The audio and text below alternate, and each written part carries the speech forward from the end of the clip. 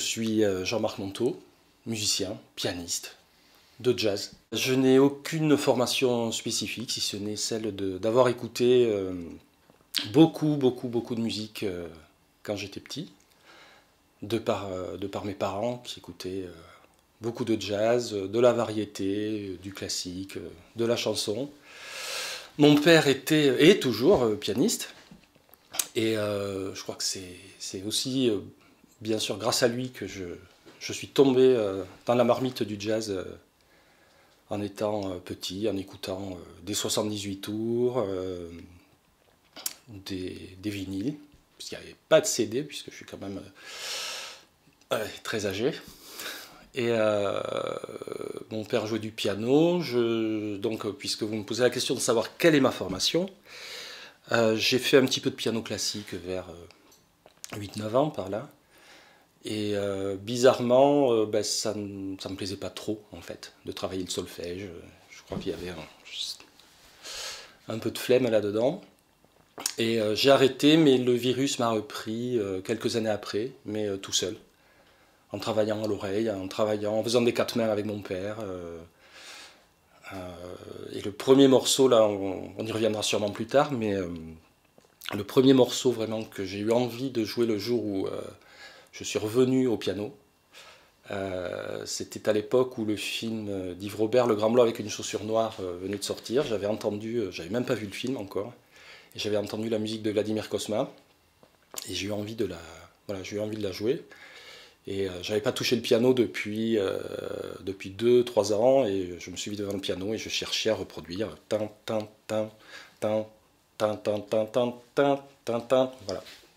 Ça a commencé comme ça. Autant le jazz, je peux dire que ça vient vraiment, que mon père m'a transmis le virus, puisqu'il écoutait vraiment beaucoup de swing, Fats Waller, Basie, Ellington. Mais la musique de film, j'ai l'impression, je ne sais pas réellement d'où est née cette attirance, quoi, vraiment très forte. Je crois que j'ai été sensible très tôt voilà, aux musiques qui accompagnaient les films. Depuis toujours. Je crois que le souvenir que j'évoque souvent, mais qui m'a vraiment marqué, c'était en allant, ma mère m'avait accompagné voir un film, on va dire, de mon âge, quand j'avais 7 ou 8 ans, et il y avait la bande-annonce du film d'Henri Verneuil, le Casse. Et déjà, j'avais été très impressionné par la bande-annonce, parce qu'il y a la scène où on voit Omar Sharif. Et bizarrement, on voit la scène qui est le dénouement du film, et on voyait la scène dans la bande-annonce. On voit Omar Sharif qui se noie dans un silo de blé, déversé par Belmondo qui ouvre des vannes.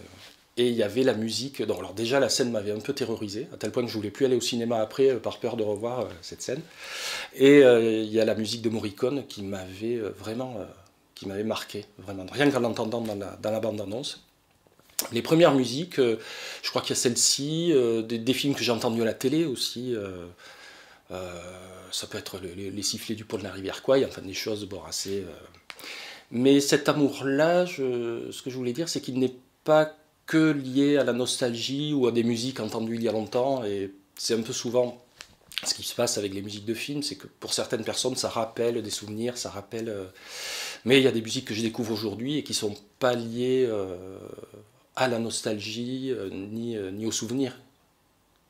Donc les compositeurs, c'est Philippe Sard beaucoup, Cosma, François de Roubaix pour les Français, Éric de Marsan, et puis Ennio Morricone, John Williams, Jerry Goldsmith, Lalo Schifrin.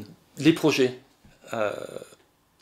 donc développés, j'ai très envie de continuer à avancer avec le quartet Drive-In que j'ai monté il y a quelques années, avec lequel nous avons enregistré un album sur des reprises de musique de film, justement, avec du Mancini, Cosma, de Roubaix. Cette année, nous avons fait un concert au mois de février à l'Auditorium de Bordeaux, consacré à la comédie musicale. Et dans quelques mois, donc, nous participons au festival Cinénote, organisé donc, par l'Opéra de Bordeaux. Et nous jouerons un hommage à Michel Legrand, que nous avons monté il y a quelque temps. Et l'idée, donc, ben, c'est aussi d'enregistrer cet hommage.